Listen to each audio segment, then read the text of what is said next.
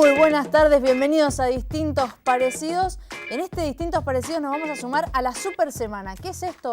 Bueno, renuncias en el Banco Central, renuncias en ministerios o pedidos de renuncia de Macri a los ministros de Finanzas. En este caso, Caputo al frente del Banco Central tras la salida de Federico Sturzenegger. Designación, como decimos, de Luis Caputo, anterior ministro de Finanzas, quien es reemplazado por Nicolás Dujovne, que ahora tiene ambas carteras, tanto de Hacienda como de Finanzas.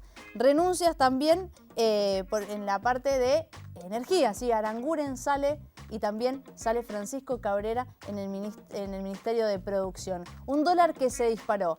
Hoy un supermartes con el vencimiento de las LEVAX. Bueno, son muchos ítems. Todo eso vamos a ver hoy en Distintos Parecidos. ¿Cuáles son las consecuencias en la política económica o en la economía política de nuestro país?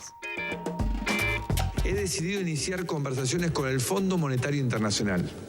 El programa gradualista falló y al fallar nos quedamos sin financiamiento voluntario y tuvimos que ir a un organismo multilateral cuyo financiamiento es compulsivo. El dólar se fue mucho más allá de lo que querían. Cerró en 28,43. Nadie quería un dólar a 28,43, que si vos ibas al banco te lo ofrecían a 29,10, algunos bancos medio picarones. En los últimos días el mercado se encontró bastante perdido en base a la estrategia que utilizaba el Banco Central para controlar el tipo de cambio. Listo. Si él echa todo el equipo económico, yo ya empiezo a decir, entonces está entendiendo lo que está ocurriendo. ¿Sturzenegger está dentro de ese Claro, Sturzenegger tendría que haber presentado la renuncia en diciembre si tuviera algo de dignidad. El Banco Central fue perdiendo autoridad y confianza de esos mercados. Alguien de la mesa chica del gobierno me dice, Macri está furioso con Sturzenegger. Lo quiere echar, lo quiere echar. Lo que pasa es que está en medio de la negociación con el fondo y el fondo pone como cláusula el tema de la independencia del Banco Central. Perdió 13 ceros la moneda argentina en 40 años. O sea, vos llegaste a tener un billete de 1 millón de pesos. Sí. Argentina debe devaluar su moneda para pagar sus deudas. Bien, ya lo dijo Homero, Argentina debe devaluar su moneda y en el medio de todo esto, negociaciones con el Fondo Monetario Internacional. Vamos a repetir equipo hoy. Presento a mi compañera Carolina. Buenas tardes, ¿cómo estás, Caro? Buenas tardes, Fer, muy bien. Y por supuesto saludamos a los que están del otro lado a través de Canal 30 de la TDA, Canal 22 de Supercanal Digital y por supuesto a través de www.universidad.com.ar. Como bien decías, también vamos a hablar de este acuerdo con el FMI y cuáles van a ser los puntos claves que se van a empezar a desarrollar. Por supuesto. Y para hacerlo, nosotros sí vamos a repetir equipo. Ojalá San Paoli no lo haga el jueves. Está con nosotros Daniel Garro, economista de la consultora Value International Group. Muchísimas gracias por estar presente. Muchas gracias nuevamente. Y con la profecía también. La vamos a ir ahí, se me adelantó, la vamos ahí. Carlos Rojo, muchísimas gracias por estar presente, economista y consultor internacional. Muchas gracias. Buenas tardes, muchas gracias. Bueno, ya lo adelantaron recién. ¿Se fue el equipo económico o no se fue tanto? ¿Qué significa? No se fue tanto. Yo diría que de los que no se tenían... A ver, en realidad el equipo económico hubiera sido lo ideal que se fueran todos y que hubiera un equipo completo más cohesionado, tanto para trabajar del lado fiscal y para trabajar del lado monetario. Aquí da la sensación que se le echó toda la culpa a Sturzenegger y que Sturzenegger es el responsable de la crisis cambiaria. Y entonces, bueno, vuela Sturzenegger. Y que Aranguren es el responsable de que la tasa de inflación hoy esté en el 30% de nuevo. Entonces, fuera los dos. Y ese es un gran error porque el problema está en Dujovne. El problema está en Caputo. Y el problema está en la jefatura de gabinete, que es el principal responsable, porque es el ideólogo de toda esta locura de 2 años y algo que viene aplicando el gobierno de Macri con este gradualismo hacia el abismo. ¿Sigue apostando entonces por el mejor equipo de los 50 años? Claro, se sigue apostando por Mascherano y Biglia, digamos, ¿no? Claro, entonces, a ver, Argentina lo que necesita es una cohesión que hoy en todo el equipo económico no se ve. Y ya Macri presentó ese lío cuando asumió, porque puso a un monetarista en el Banco Central y puso a un keynesiano en el Ministerio de Economía en ese momento, que es como mezclar el agua con el aceite, digamos. Bien. Entonces eso muestra que además de que no sabe nada de economía, Macri, lo que demuestra es que además está mal asesorado por quienes los deben asesorar, que en ese caso era, por ejemplo, el jefe de gabinete. Decirle, no, para un poquito, ¿cómo vamos a poner un keynesiano en la parte fiscal y un monetarista en el Banco Central? Si se van a vivir peleando. Bien, vamos, Carlos, a repetir la pregunta. ¿Fue realmente esta la señal que tenía que dar Macri o no?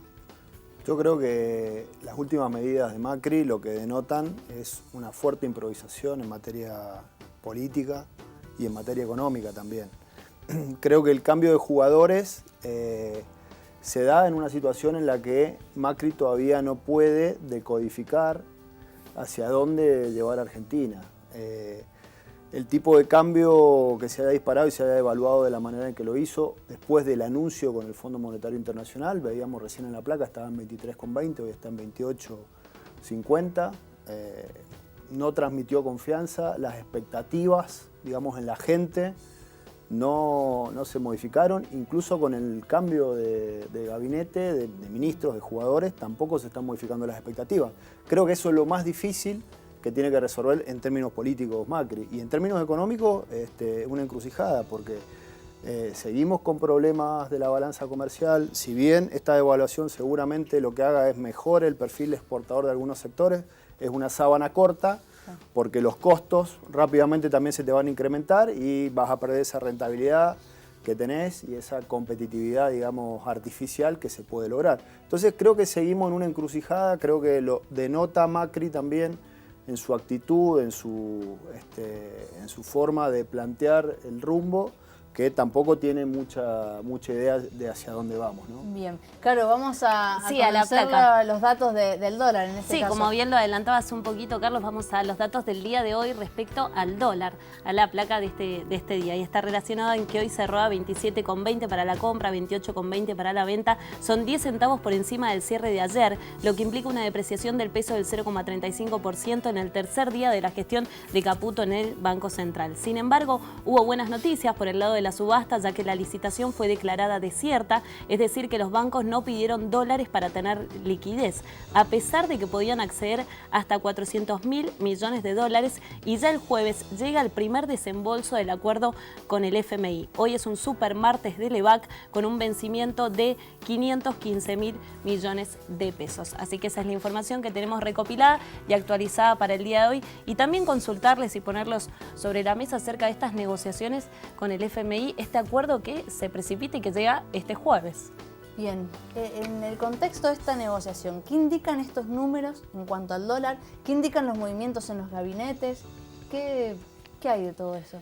Aunque parezca repetitivo a la invitación de aquel programa, sí, lo que a mí más me asusta es ver que no se comprende lo que está ocurriendo. Yo aquel día lo dije, una de las principales cosas que más me preocupa es que no da la sensación que comprendan lo que está ocurriendo. Y los cambios en el gabinete lo que hacen es acentuar mi preocupación. Porque si hiciéramos un parangón con el fútbol, podríamos decir que en realidad sacó a los jugadores que en última instancia, si no quería hacer tantos cambios, deberían haberse quedado, y dejó en la cancha a los jugadores que tendría que haber sacado. Porque tendría que haber volado el jefe de gabinete, tendría que haber volado Caputo, tendría que haber volado Duhovne, y son los que se han quedado. Y le han hecho culpable a las únicas dos personas que atacaron dos frentes muy importantes, como es el caso de Sturzenegger. No digo que haya actuado bien, porque sobre todo al último empezó a hacer un montón de locuras y de líos, pero digo, él fue el que hizo que Argentina no se fuera a la hiper cuando asumió, con la política monetaria de aquel momento, que no entiendo por qué la cambió después, pero bueno, él sabrá.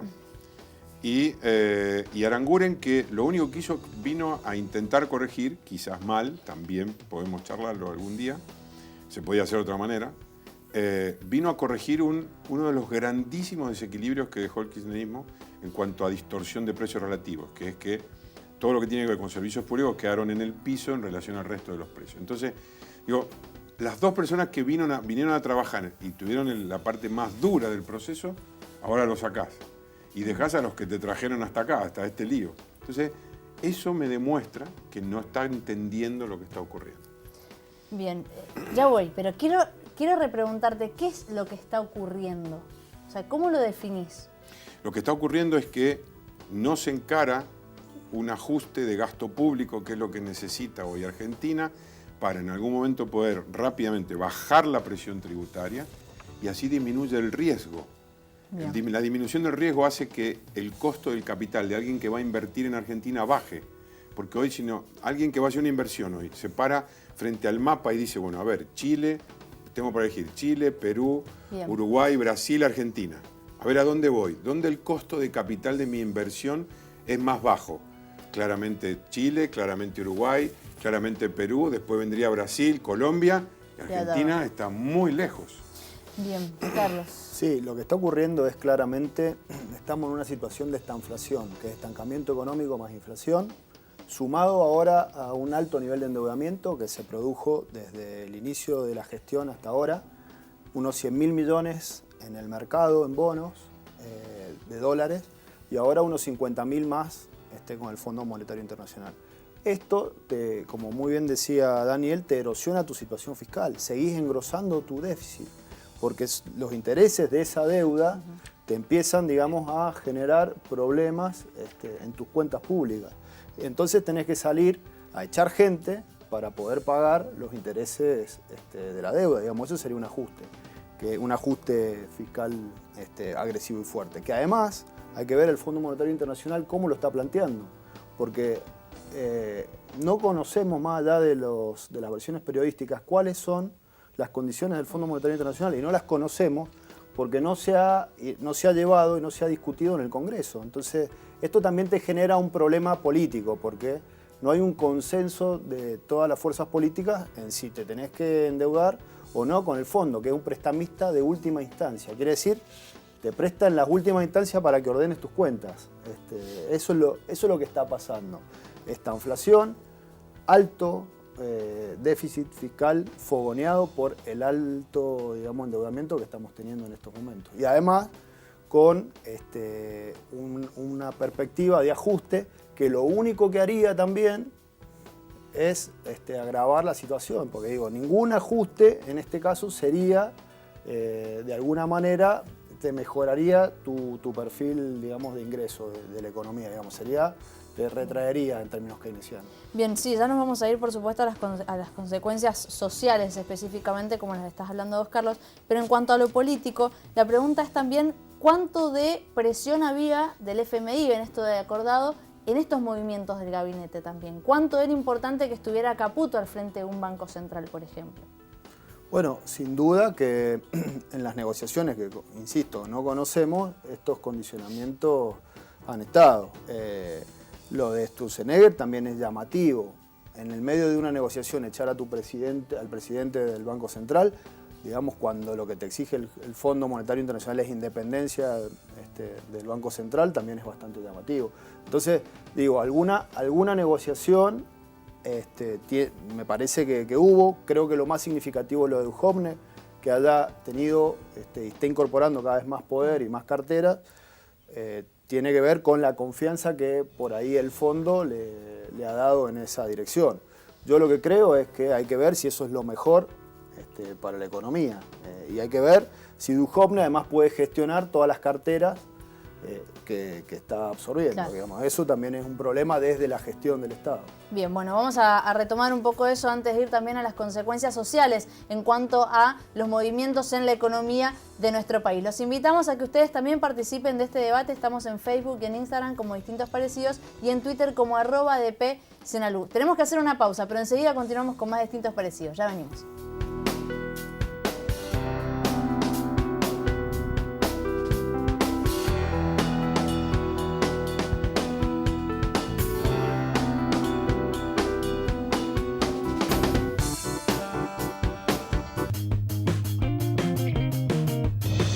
¿Por qué está subiendo el dólar en la Argentina? Bueno, porque se rige por lo que es la oferta y demanda. Y influye mucho porque empiezan a subir las cosas, el sueldo está muy bajo y hay muchos despidos en este país continuamente. ¿Por qué venís a buscar pan acá? Y porque la verdad que está muy caro y somos muchos en casa y es necesario. No sube el gas, no sube la luz, suben todos los insumos. Chicos, pero ¿qué es lo que no subió acorde a todo eso hasta acá? Subió el dólar, subieron los precios y lo que no subió fue... Los salarios. Exactamente. Es un momento difícil que va a haber que pasarlo. Acá la gente lamenta mucho pedir crédito al Fondo Monetario, pero parecería que el fondo ya no es lo que era hace 20 años. El fondo cree que viene una mayor recesión y más desempleo, pero lo sacaron del comunicado oficial. Ojalá que empiece a cambiar, ¿no? Porque la verdad que esta sacudida es enorme. 50% de devaluación en lo que va del año es pérdida, es pobreza, efecto pobreza. Es muy fuerte, es muy fuerte. Ahora, digamos algo muy importante, sobre todo, vos hacías referencia al pasado. Esta vez Argentina se dobla, pero no se quiebra. Y esto ya lo vivimos en otras épocas nosotros. Continuamos en Distintos Parecidos, seguimos hablando de la economía en nuestro país, tratando de hacer una radiografía de la situación económica y política, ¿sí? Lo hemos estado viendo, cambios en el gabinete, acuerdos con el FMI, un dólar disparado, vencimiento del EVAX. Vamos, Caro, a hacer justamente la segunda placa que tiene que ver con el acuerdo del FMI. Así es, con el acuerdo del FMI que está relacionado con que el gobierno le presentó al FMI su memorándum de políticas económicas y financieras donde establece los objetivos que se compromete a alcanzar en el acuerdo con el organismo. Ahí los vemos, entre los principales puntos del ajuste fiscal se encuentran. En primer lugar, se continuará avanzando en la reducción de los subsidios a la energía y el transporte, la reducción del empleo público, no se renovarán cargos en puestos no prioritarios y se congelarán las nuevas contrataciones en el gobierno nacional durante 2 años, se posponen los proyectos de obra pública que no sean esenciales para dinamizar la competitividad y se extenderá el periodo de implementación de las modificaciones para reducir los impuestos distorsivos en línea con la reforma tributaria aprobada hacia finales del 2017. Estos son algunos de los puntos claves, entre otros, que hemos rescatado para el debate del día de hoy. Bien, Carlos, Daniel, perdón, tu opinión con respecto a este acuerdo con el FMI.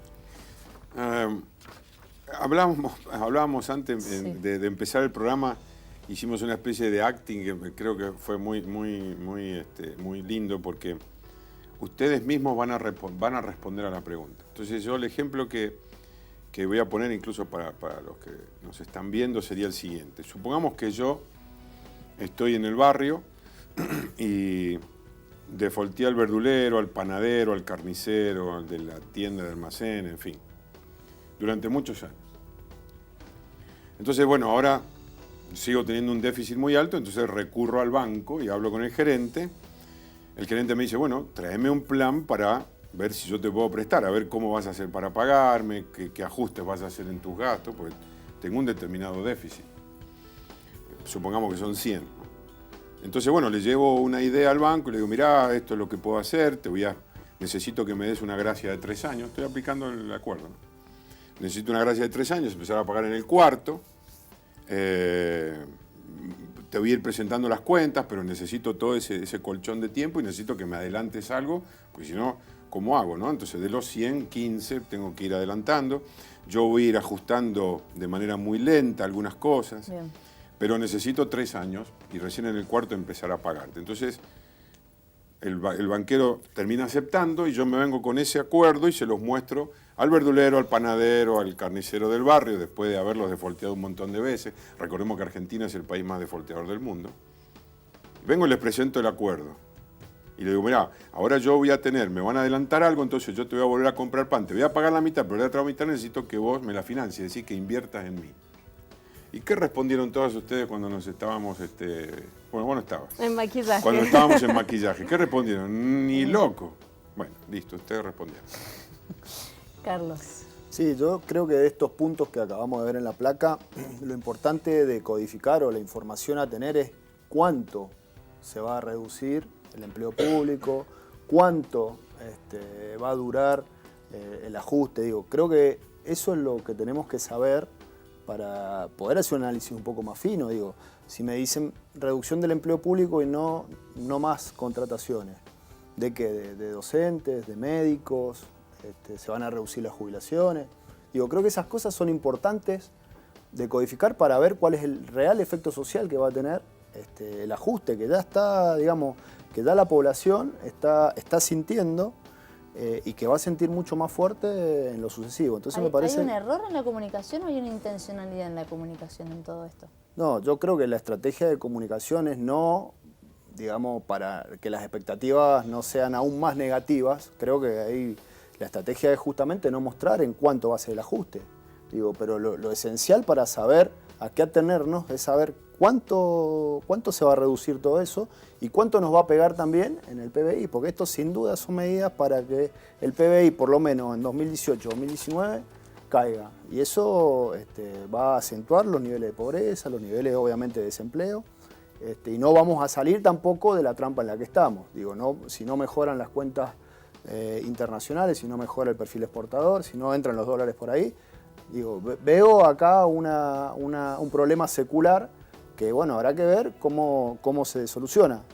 Con las medidas que está tomando el gobierno, aparentemente no están teniendo resultados, por eso está modificando a sus jugadores. Bien, antes de pasar a la pregunta, y justamente para ello voy a dar un dato que hoy dio el INDEC, que tiene que ver con el Producto Bruto Interno, que creció un 3,5% en el primer trimestre en comparación al periodo del 2017, ¿sí?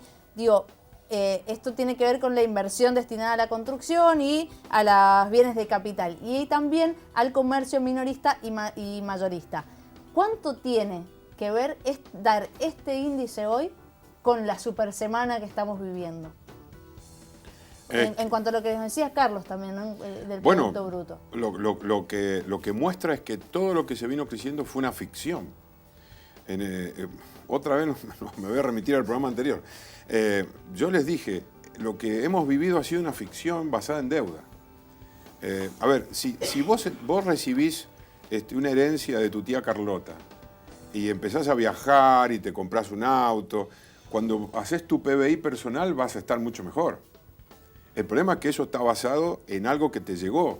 O si pediste préstamos a los bancos y empezás a ir de vacaciones, te cambiás el auto, cambiás la casa, tu PBI personal, comparado con el PBI anterior, ¿cómo te va a dar? Bárbaro, porque cambiaste la casa, cambiaste el auto, te fuiste de vacaciones. El problema es que te quedaste con la deuda ahora. Entonces, todo ese PBI que vos mostrás de más, en realidad está basado en una deuda que tomaste en el banco. No en algo genuino, no en ingresos genuinos, en productividad, en mejor trabajo. No, fue deuda. ¿Y el ajuste qué consecuencia tiene sobre el PBI? El ajuste, a ver, lo que pasa es que hay que distinguir el ajuste, que ahí es donde yo por ahí con él difiero un poquito. Que es lo siguiente, hasta este momento venía ajustando y viene ajustando y viene ajustando, y no digo solo con el gobierno de Macri, sino con el de los Kirchner, con el gobierno, 90 años ajustando el sector privado. Y viene creciendo el sector público. Es decir, el sector público es el que nunca ajusta. Y ahí es donde yo creo que es la clave de la historia, que es ajustar el sector público, porque es el que no genera valor en la economía. Y ahí vamos a tener alguna disidencia con él, porque para los que tienen algún dejo de visión keynesiana, sean totalmente keynesianos o no, el gasto público es generador de valor. Para mí no. Solo el sector privado genera valor en la economía. El sector público lo único que puede hacer es, en el mejor de los casos, es ayudar a que el sector privado genere más valor. Entonces el ejemplo que yo pongo es, y en eso sí coincido con él, no sabemos si van a ajustar por el lado de la secretaria o del amante de un político, o van a ajustar por el lado de las maestras o la enfermera del hospital. ¿Por qué? Porque la enfermera del hospital te ayuda a generar valor, porque si un obrero de la construcción se cae y se golpea, lo llevas al hospital público, la enfermera lo cura y vuelve a generar valor. En cambio, el amante de un político no genera valor, y el político tampoco. Entonces, ¿a dónde van a ajustar? Entonces, ese es el problema. ¿Y dónde crees que hay que ajustar desde el sector público? Y como hacía mi mamá. ¿Cómo hacía tu mamá? Y mi mamá, cuando mi papá venía y le decía, mirá, para los próximos 6 meses estoy viendo una reducción de ingresos, mi mamá hacía un análisis cualitativo de los gastos, no hacía un análisis horizontal, sino vertical, y decía, bueno, a ver, no podemos reducirle el 10% a todo, porque si le reducimos el 10% a todo, te tengo que cambiar de colegio, de club, de obra social. No. Eso no lo toquemos. Empecemos con, eliminemos el gráfico, eliminemos el patrusú, si vamos al cine toda la semana, vamos a ir solamente una vez al mes. Empezar a reducir cualitativamente el gasto, y de esa manera también lo reducís cuantitativamente, pero en los lugares que no generan valor, los menos eficientes. Pero no me cambiás de colegio, no me cambiás de obra social, eso no lo tocás. Bien. Y eso es lo que no se hace en el Estado. En el Estado se hace un análisis horizontal, porque tiene que cuadrar la matemática, y ahí está el problema. ¿Qué le contestaría Carlos? No, yo lo que digo que también hay que entender que ha habido una transferencia. Digo, en estas crisis también hay ganadores. Claramente el sector exportador, digamos, sojero, de la medialuna sojera, ha sido ganador, pero ha sido ganador doblemente. Ha sido ganador por la devaluación y ha sido ganador por la reducción de retenciones. O sea que, digo, y ese sector, así todo, no ha generado las divisas suficientes para compensar la apertura de importaciones que hubo al inicio de esta gestión. Lo que nos ha generado, digamos, el déficit más grande de la historia en materia comercial, principalmente con Brasil. Entonces digo, también hay que entender que hay ganadores en este juego y el problema es ajustar siempre a los que menos tienen. Digo, y cuando vos ajustás a los trabajadores del Estado, estás ajustando, digamos, a los que menos tienen, al asalariado, que es el que ha perdido con toda esta, digamos, devaluación y su disminución del salario real. Lo dice la gente en la calle, como recién mostraban en las notas, y no ajustamos por ahí donde tenemos que ajustar, que son los sectores más poderosos. Y no los ajustamos porque justamente son poderosos, digo, y tienen el poder de lobby para no ajustarlo. Pero creo, yo también digo, coincido, hay que hacer una reingeniería y ver qué vas a hacer.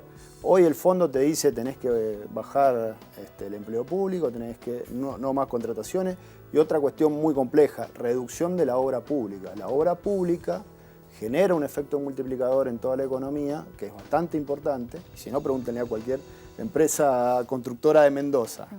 Si eso se corta, va a seguir agravando el círculo vicioso de la reducción del ingreso, del consumo, del ahorro, etcétera, etcétera. ¿Cuáles son los puntos fundamentales que generan valor en la economía? Recién hablaba Daniel que lo público, el empleo público en general no lo da. ¿Cuáles son los puntos que sí? Yo lo que digo es, ¿por qué no hay un plan de industrialización? Digamos, lo que genera valor en la economía es el valor agregado te lo dan los productos industriales. Digo, hoy un sector que se ha visto muy perjudicado es el sector industrial y el sector de tecnología también, digo. Entonces, si tampoco tenés una política que apunte a desarrollar la tecnología, a desarrollar la industria, digamos, difícilmente pueda generar valor el sector privado. La política puede ser una reducción de impuestos, la política puede ser incentivo, digo, hay herramientas, hay muchas. Lo que pasa es que, bueno, Cabrera, como ministro de la Producción, tampoco tuvo una gestión muy fuerte en ese sentido. Entonces, volvemos a lo mismo. No sabemos, el gobierno no sabe a dónde ir, ¿no? Y con qué política. Bien, no sé si animarme a cerrar este bloque diciendo que tenemos más incertidumbre que los partidos del Mundial, ¿no? Porque está todo, no nos están llevando por la lógica. Nos vamos a ir a un nuevo corte y enseguida vamos a continuar con distintos parecidos, analizando, viendo y tratando de ser en perspectiva, ¿sí? o visión a futuro de qué puede pasar en nuestro país. Nos vamos a ir a un corte y enseguida continuamos con más distintos parecidos.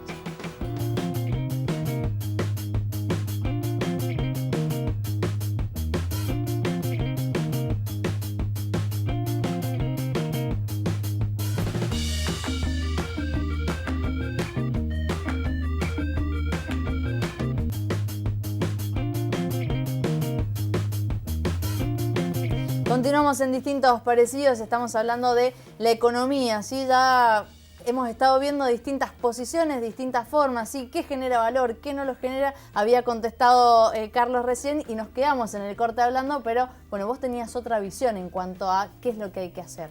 Sí, ahí yo difiero con Carlos en el sentido de no apuntar hacia ningún sector en particular, sino simplemente decir, bueno, si se baja el gasto público a niveles que permitan bajar la presión tributaria. Recordemos que Argentina tiene serios problemas de productividad, entonces necesita bajas muy fuertes para que la productividad empiece a subir. ¿Y cómo lo haces eso? Bajando la presión tributaria, pero para todo el mundo. O sea, no solo para un sector y le doy incentivos al otro, porque ahí lo que vos generás es distorsión de precios relativos y eso puede no generarte valor en el largo plazo. Entonces lo que vos haces es bajás la presión tributaria para todo el mundo y que todos los sectores salgan a competir entre ellos y con los que vengan de afuera y demás, pero vos no le ponés distorsiones desde adentro. Y la manera de no poner distorsiones desde adentro es haciendo que el peso del Estado sea el más chico posible, de manera tal que el privado no tenga la bolsa de Portland encima. Y después sí, te salgo a controlar, te fiscalizo, paga todos los impuestos, pero una cantidad, no podemos pagar 98 impuestos como hay en Argentina, cuando en Estados Unidos hay 4. O sea, es inviable cualquier empresa, negocio, comercio que quieras poner, ¿no? Impuestos distorsivos. Ahí veo la placa. Está sí. Impuestos distorsivos. Bueno, es ingresos brutos es el impuesto más distorsivo que existe, por ejemplo. Es uno de los objetivos que tiene el FMI, ¿no? También. Sí, pero fíjate que vos cuando leíste la placa decía que por ahora no quiere que se eliminen tan rápido. Y ese es el problema que tiene el fondo. Es como dilatarlo.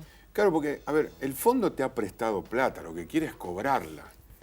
Entonces, no le importa tanto cómo vas a hacer vos, lo que dice, bueno, a ver, mostrame las cosas, porque yo quiero, ¿me vas a pagar dentro de 3 años? Bueno, sí, pero necesito que me pagues.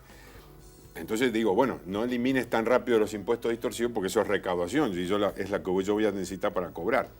Pero Argentina necesita eliminar todos los impuestos distorsivos. Por eso digo que no miremos tanto el acuerdo del fondo como algo estructurado muy técnicamente, porque es ir a tratar de apagar el fuego a como dé lugar, porque no había nadie más que nos prestara. Y el Fondo Monetario se pone como un banquero y te dice, bueno, a ver, ¿qué es lo que me trae? Porque yo quiero cobrar. Sin embargo, se muestra como que es un privilegio que el Fondo Monetario quiera venir a darnos plata. El Fondo Monetario está lleno de burócratas y que debería haber sido cerrado hace rato. Es lo mismo que el Banco Mundial, el BID, que están llenos de burócratas ahí adentro que ganan fortunas pagados por impuestos de países pobres y demás. Son todos tecnócratas allí. Es decir, ahí no hay un solo economista. Como dicen muchos empresarios, no hay un solo economista que haya pagado una quincena alguna vez. Entonces, no pensemos ahí en que hay grandes mentes, porque no hay grandes mentes. Entonces, pero se comporta como un banquero, en última está bien, te cobra más barato, porque la tasa es mucho más baja.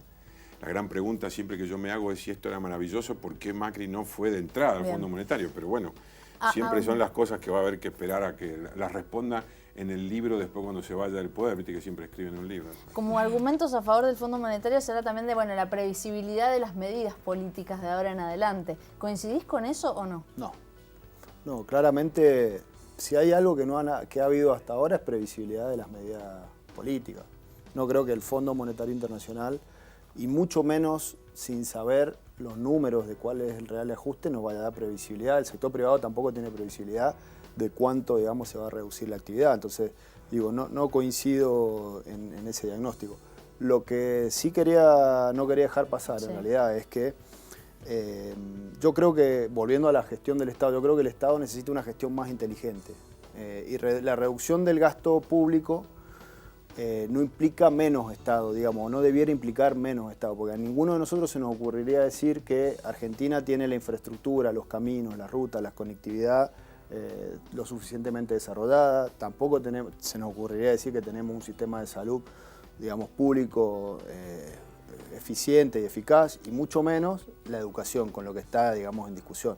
Por lo cual yo creo que hay que, no creo que haya que tenga que haber menos Estado, sino creo que tiene que haber cada vez más Estado más inteligente. ¿Qué es lo que pasa en Alemania? Es lo que pasa en Dinamarca, es lo que pasa en Suecia, y son eficientes en la gestión. Lo que no quiere decir que se retraigan y se vayan de la actividad. Y para eso lo tenés que sostener, digamos. O sea, de alguna manera tenés que sostener todo eso. Pero tiene que ser, digamos, en términos de inversión social, cada peso, cada euro, cada dólar invertido en el Estado te tiene que generar algo más, digamos, en el sector privado. Yo creo que tenemos que avanzar hacia esos niveles de gestión y no hacia la reducción, la retracción y echar gente porque sí, digamos, Carlos, que es lo que plantea el fondo. Y en esa gestión inteligente, ¿cuál es el rol que tiene que tener el Banco Central? Bueno, lo del Banco Central sobre la dependencia o independencia de la política económica también es toda una discusión. Digamos, la mitad de la biblioteca te dice que el Banco Central tiene que ser totalmente independiente y la otra mitad de la biblioteca, con la que yo coincido, te dice que tiene que ser una herramienta de la política económica. Lo que pasa en Europa es, por ejemplo, los países que entraron en la zona euro, Grecia principalmente, con todo el problema que tuvo por las medidas del Fondo Monetario Internacional, perdió su soberanía monetaria, entonces de su crisis no pudo salir haciendo política monetaria porque estaban atadas al Banco Central Europeo. Entonces, bueno, digamos, sigue estando en discusión y creo que también depende de cada contexto. O sea, si hay un Banco Central más independiente o menos independiente, depende también del país, de la idiosincrasia, y depende también de cuál es la lógica que le dé a la gestión del Estado.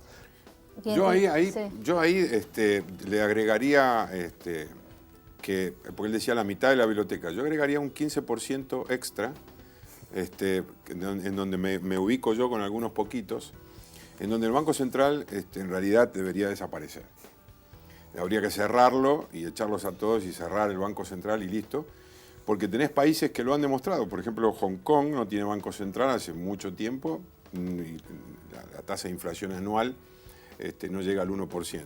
Panamá hace 30 años que no tiene Banco Central y la tasa de inflación no llega al 1% anual en 30 años. Y en 30 años han tenido 28, 27% de inflación anual en 30 años. Nosotros tenemos en 1. O sea que está claro que el Banco Central en realidad lo que puede llegar a hacerte es generarte más problemas. Ahora bien, supongamos que decidís tenerlo. Supongamos que decidís tenerlo y entonces decimos, bueno, ¿a dónde nos podemos ubicar en esa división que hizo él recién? La unión con la parte política te genera lo que decía Hans Sennholz, un viejo economista, discípulo de Mises, darle al gobierno el cuidado de la moneda es como darle a un gato el cuidado de un canario. Exactamente lo mismo. Entonces, en cualquier momento vos tenés un político que empieza a emitir porque a los políticos les gusta gastar. Los políticos dieron vuelta a aquella famosa frase de Alberdi, que en sus famosos viajes, cuando iba de Tucumán a Buenos Aires, veía tanto lugar, tanta tierra inculta y demás, él decía, en Argentina gobernar es poblar. Bueno, los políticos transformaron en Argentina esa frase de Alberdi, es gobernar es gastar. Porque si no cortan cinta parece que no pudieran estar, cuando en realidad lo que ellos tienen que hacer es administrar, no gastar. Bien, el objetivo entonces del Banco Central debería ser, en parte, o entendiéndolo, es garantizar el precio o el valor de nuestro peso, ¿sí? Artículo 3 de la vieja Carta Orgánica, que cuando vos entras al Banco Central, en la pared de la izquierda está escrito. Ahí dice. Bueno, claramente el peso está devaluado. 13 ceros. 13 Imagínate. ceros. ¿Qué consecuencias trae eso hoy para la economía? Lo que dijo él recién, somos cada vez más pobres. Por ejemplo, esta devaluación hizo que mucha gente pasara de estar en sectores más o menos ahora a ser pobre de nuevo. ¿Por qué? Porque es la vieja forma de ajustar que tiene Argentina, devaluás. Entonces ahora cada vez que te comparás con un chileno, con un brasileño, con un uruguayo, cada vez son más pobres. Porque la moneda de ellos vale más cuando vas al exterior y la nuestra no la queremos ni nosotros si quieren las billeteras.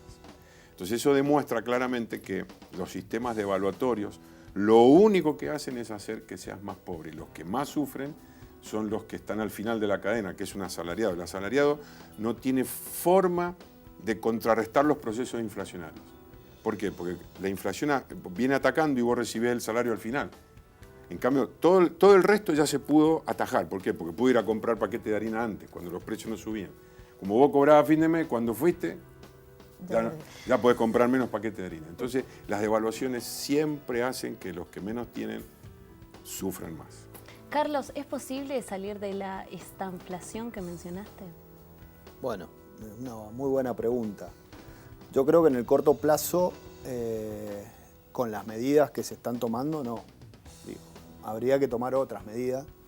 Yo creo que se hace, digamos, muy necesario la discusión también de una reforma tributaria fuerte. Creo que también tenemos que pensar en eso, en el sentido de que nuestro sistema tributario, como bien decía Daniel, es muy regresivo. Quiere decir que los que menos ganan también pagan más, y los sectores por ahí que son más eficientes relativamente pagan menos. De todas formas, yo creo que apuntando a eso generaría también, le daría mucho aire a las pymes. Si le sacamos impuestos a las pymes, pero si le sacamos impuestos a las pymes tenemos que ver, digamos, de dónde recuperamos eso.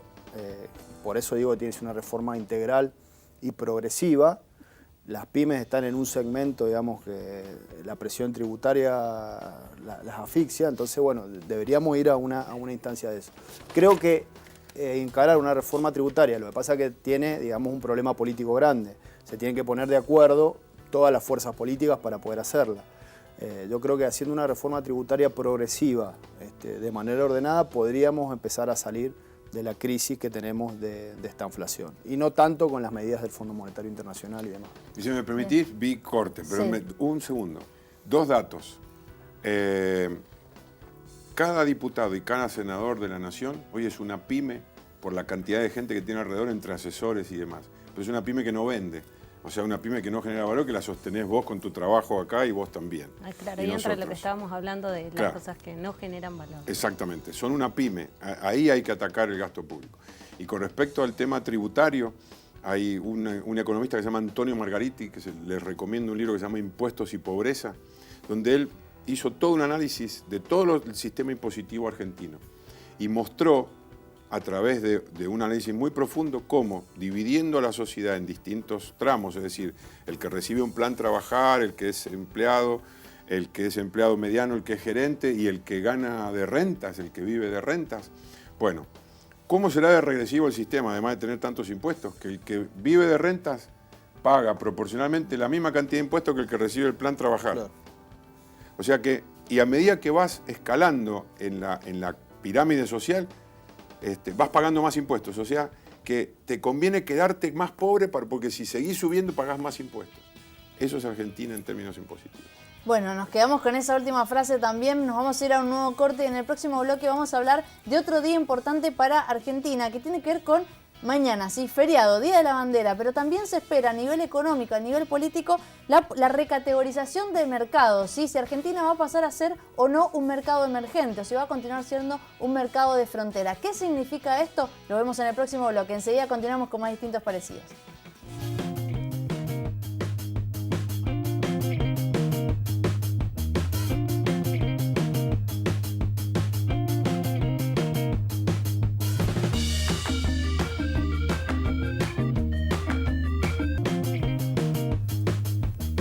Continuamos en Distintos Parecidos hablando de la economía en Argentina. Y recién, Daniel, nos decías una frase que sonó fuerte. El pobre, en función de la presión impositiva, no quiere seguir escalando. Eso no le conviene. No le conviene.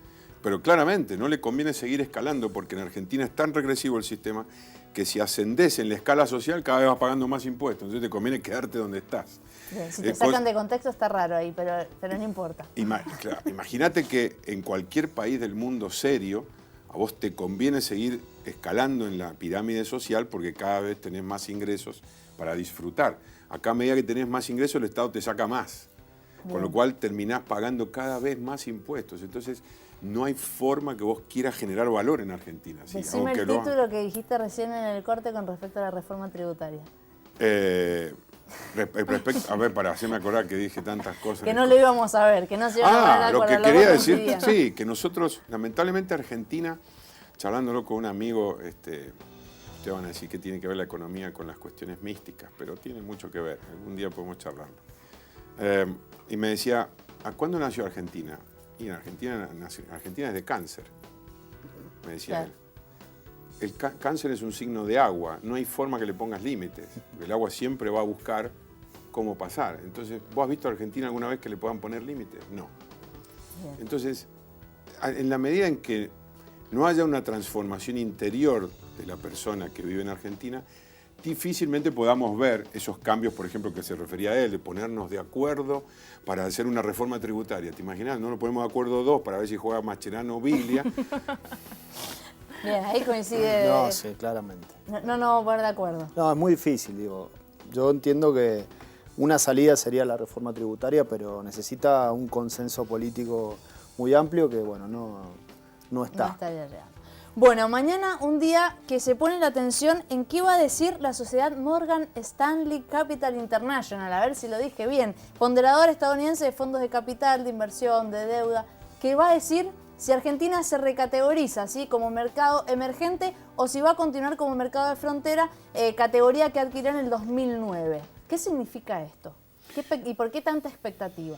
Porque todos los inversores internacionales, aunque a nosotros no nos guste, o mejor dicho, que a los argentinos no les guste, no a mí en particular, miran todos esos indicadores porque es una forma rápida, es un indicador rápido de saber si me conviene ir a ese país o no. Es decir, si hay organizaciones internacionales que te califican de alguna manera y te ponen sos un país de frontera respecto a Chile, que por ejemplo pertenece a la OCDE, y vos cuando vas a invertir decís, pará, si este está acá abajo y este está acá arriba, ¿dónde voy a invertir? Voy a invertir acá. Entonces, los inversores se fijan en esas cosas. Entonces, lo que hace eso es generar que si te suben un poquito de categoría, de alguna manera el mundo te va a empezar a ver con menos riesgo. Eso es para explicar a los que nos ven de qué se trata esta historia. Y que no no es ninguna cosa extraña, es simplemente eso.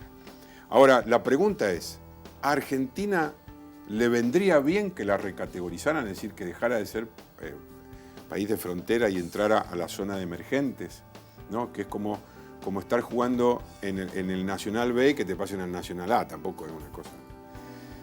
¿Le convendría a Argentina esto? Mira, si lo miramos en términos, otra vez, místicos y de aprendizaje, la verdad que no. Bien. Porque el gran problema va a ser que si te pasan, el gobierno va a creer que está haciendo las cosas maravillosamente bien, y va a decir, bueno, pero vieron que estamos haciendo bien las cosas, entonces sigamos subido arriba de la diligencia en este gradualismo que se va a la vida. Entonces, la única manera que parece ser que los argentinos aprendemos es cuando tocamos fondo. Bien. Carlos. Sí, otra de las implicancias, como muy bien decía Daniel, es la tasa de interés, el costo, digamos, del capital que te prestan, ¿no? Obviamente no es lo mismo una categoría que otra. Pero yo creo que el gobierno está preocupado justamente por eso, digamos. Quiere que le suban la categoría para que el costo de la abultada deuda que ya contrajo empiece, digamos, también a mitigarse de alguna manera. Pero también tengamos en cuenta que con todo esto que está pasando, aumentó el riesgo país. Un dato que no teníamos muy presente, pero ha aumentado, está en casi 600 puntos. Creo que hoy tocó un máximo de 620 puntos. Eso quiere decir que vos estás pagando 6 puntos por arriba de la tasa de interés del mercado. Entonces, el gobierno necesita que recategorizarse para poder, digamos, un poco disminuir ese costo de deuda que hoy es muy, muy grande y que va a seguir afectando también en el déficit público, como recién decíamos. ¿Y qué consecuencias puede tener sobre la política económica? O sea, ¿va a seguir consolidando lo que ya se viene haciendo en función de lo que estás diciendo vos? No, lo que le va a dar más, en realidad le da más grado de libertad para seguir endeudándose. Yo no sé si es una buena noticia que se recategorice también a Argentina, digamos, como un país emergente.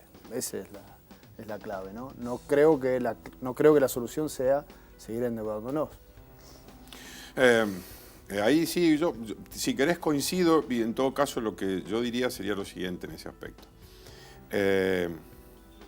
Así como te pueden recategorizar, después te pueden volver para abajo, sí, si pasa un año y ven que esto, digamos, se pone más complejo.